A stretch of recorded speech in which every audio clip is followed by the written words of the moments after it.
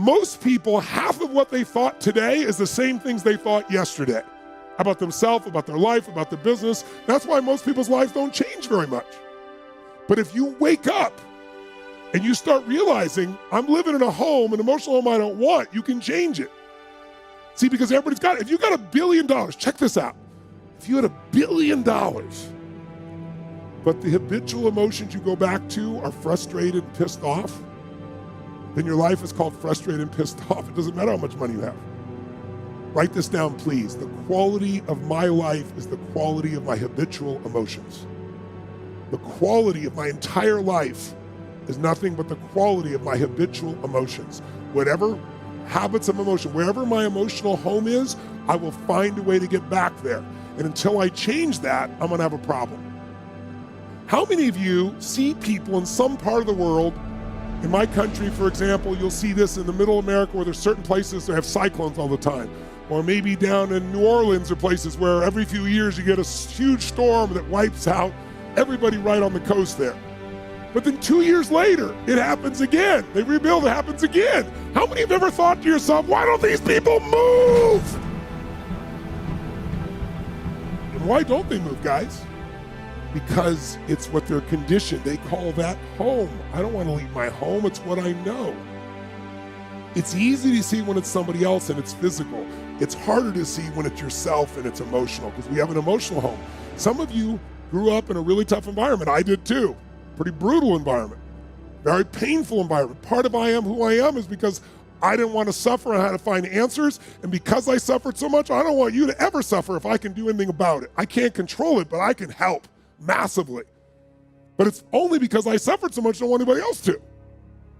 But think about it. Most people suffer even when they're successful. Listen, if you're successful and you're not fulfilled, that's the ultimate failure. If you got people that love you and you're not feeling joyous and alive, something's wrong. And you know what it is? You got an old home you're used to. Maybe the home you're used to is not a very happy home. It's a home of worry, a home of frustration, a home of anger, a home of feeling everything's unjust. And so you find a way to get back home using whatever the environment you can use. How many of you know somebody who's always pissed off about something? How many of you know somebody who is always worried?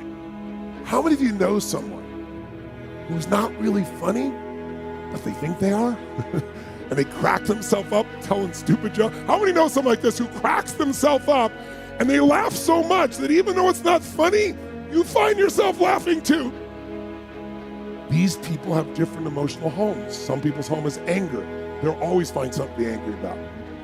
It's what they're used to. It's their conditioning. So even when the storm comes in and messes up their life, they go right back to that same shit. Wouldn't it be nice to upgrade your home, your emotional home where you live?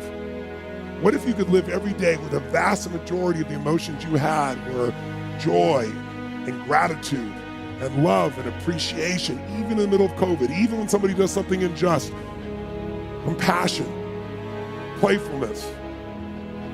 What would that feel like if you were in those states every day, 90-95% of the time? When you weren't, you got out of it quick.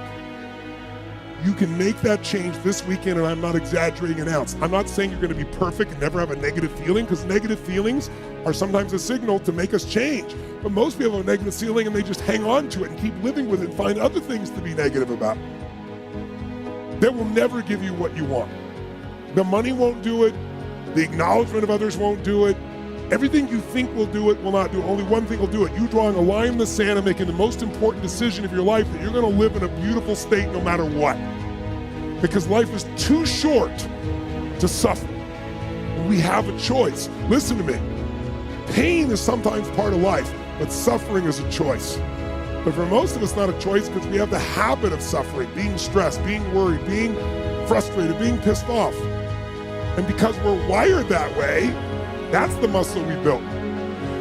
But if we rebuild our home here so it's even more magnificent, then you can have the life that you desire and deserve. And you can do it in one weekend only if you give your all and push enough energy out while you're doing it, while you're learning. Who's up for this here? So who's up for enhancing your home massively? Say aye. Aye. Say aye. Aye.